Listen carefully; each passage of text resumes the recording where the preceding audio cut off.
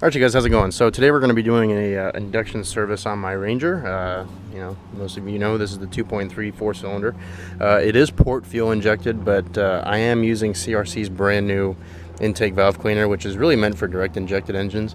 But they say that you can use it on pretty much, you know, any engine architecture. So I'm going to try it out on this because it's been about 10,000, 8 to 10,000. I lost track of exactly just how long it's been since I've done this service. It's a good idea to do it about every 5 to 10, just because modern fuels are so bad. Granted, I use a really premium fuel additive from Arch Oil, but I figure what the hell, you know, make a video out of it and possibly, you know, get my truck running a little bit smoother. It already runs pretty smooth, but, you know, preventative maintenance, so from future problems. So basically the benefit of having port fuel injection is that there's a mixture of air and fuel, basically, as CRC describes it, washing your intake valves. So there's not, you know, whereas direct injected, it just gets squirted directly into the combustion chamber, thus you get carbon buildup. So we're going to try this out, and then so let's go ahead and read the instructions here so we know exactly what to do.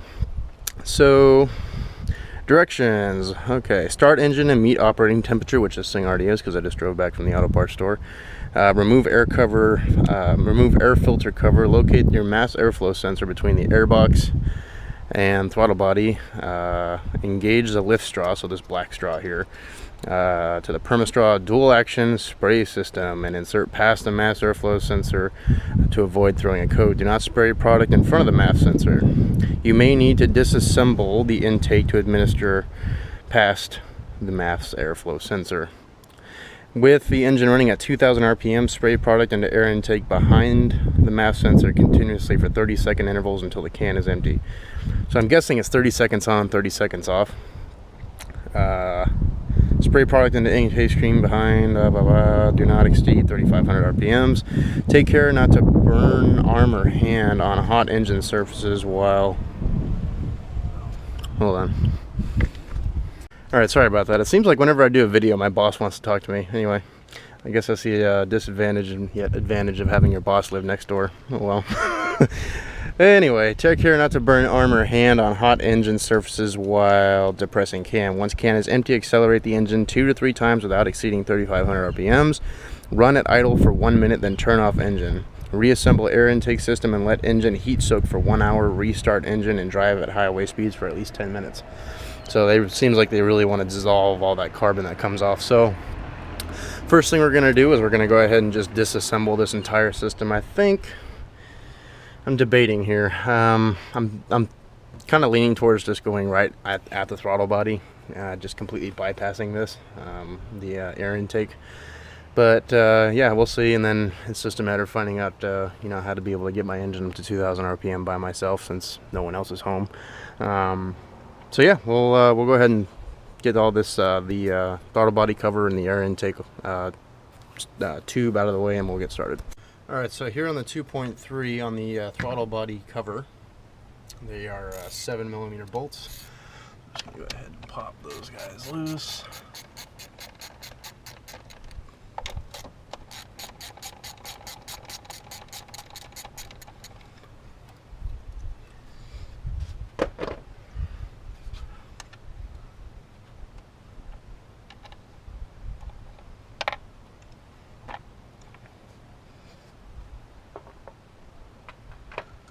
And then just a flat blade screwdriver to remove or loosen this hose clamp.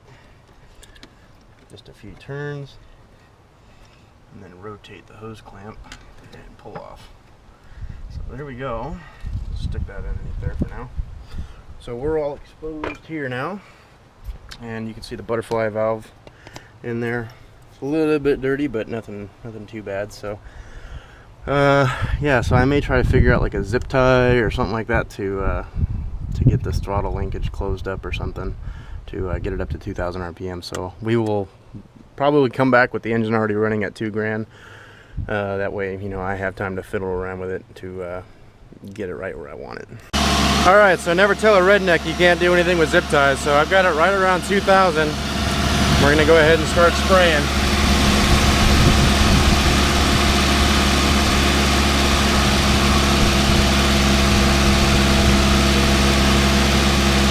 And I'm going to be counting to 30 seconds while I do this.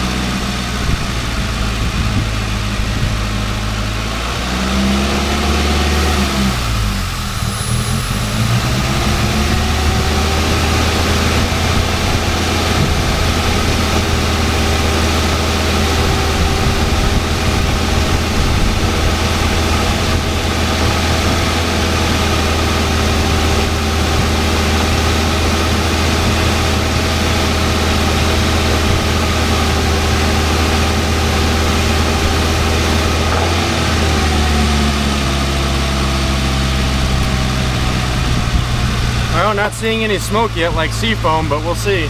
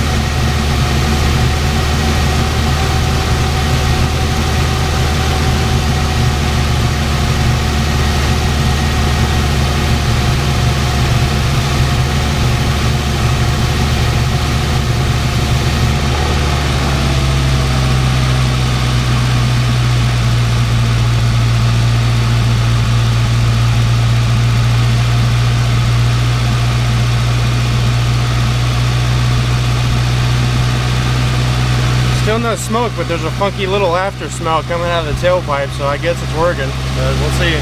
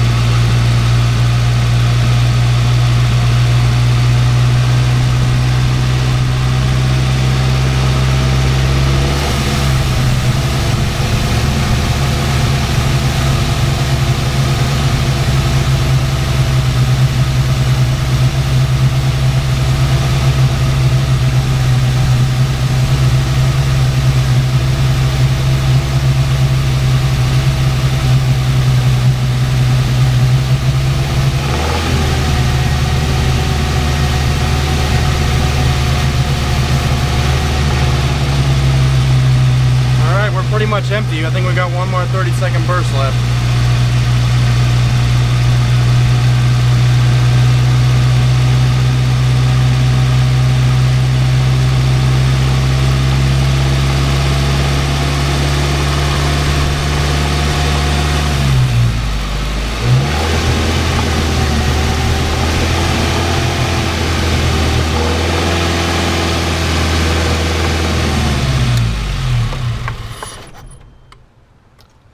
Okay. Well, let's try and restart her. Probably, hopefully nothing happened. We'll see. Let's go ahead and reassemble this.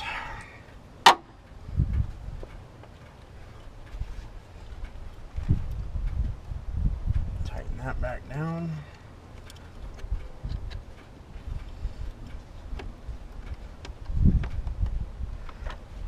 Hopefully she starts. We'll see.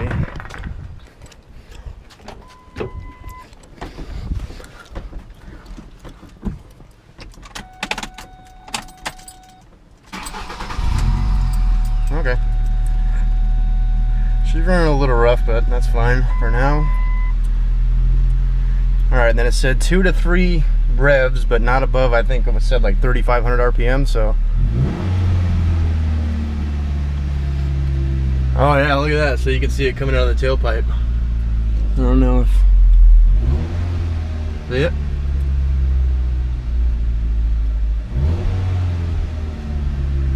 Now we're going to let it idle for 1 minute.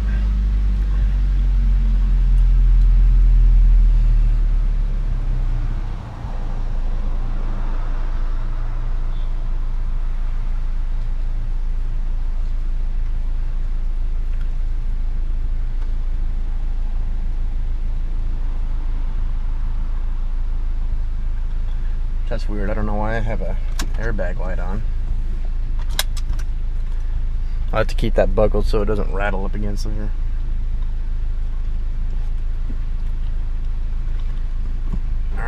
let's shut her down and wait an hour. And then we will come back in an hour and take her out on the freeway. All right, so it's been an hour. We're gonna go ahead and hop in the truck here and start her up and then hop on the freeway. So let's see what happens when we start it up.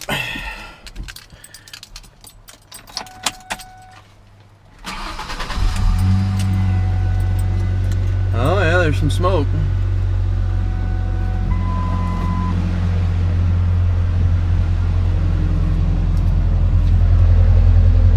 It's kind of gone now, but man, it smells just like seafoam.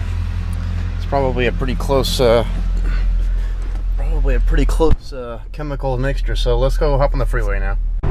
All right, so we are on the freeway now, doing about 55, 60 miles an hour, just because that's how I drive to get better gas mileage. And there's just a lot of traffic out, so we're gonna hold this at about 10 minutes. So far, everything seems to be fine. So yeah, I mean, I'm guessing this is just an opportunity for the engine to kind of burn off all the extra stuff, carbon as well as the leftover cleaner, because it did seem like it, you know, stays wet for a really long time after I put that intake back on, the intake tube itself. So we'll be on the freeway for about 10 minutes to burn all this stuff off, and yeah, we'll come back home and see how she idles and all that good stuff. Alright you guys, so we're back at the house now, just off the freeway, and everything is normal, and this thing is idling so smooth now. I mean, it was already pretty smooth because you know, I've gotten into the habit of regularly cleaning my mass airflow sensor every oil change.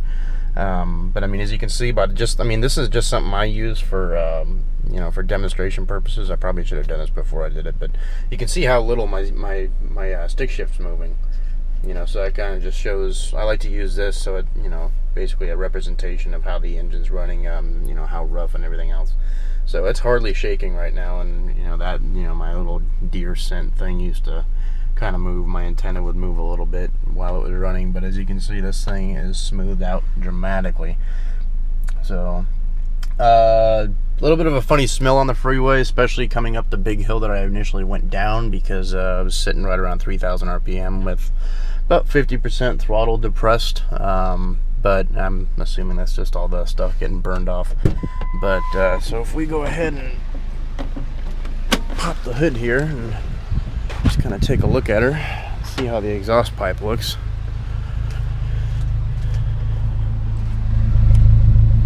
It sounds a lot smoother, like you hear kind of sputtering sounds before. So is it a miracle in a bottle? No. I mean, will it help? I mean, I've noticed a incremental difference. You know, the engine's definitely not moving as much as it used to. So they did something right. But I'm happy with it. You know, I'm pretty sure I'll stick with these guys now instead of you know, stuff like seafoam. You know, but everyone's brand loyal to someone. So, but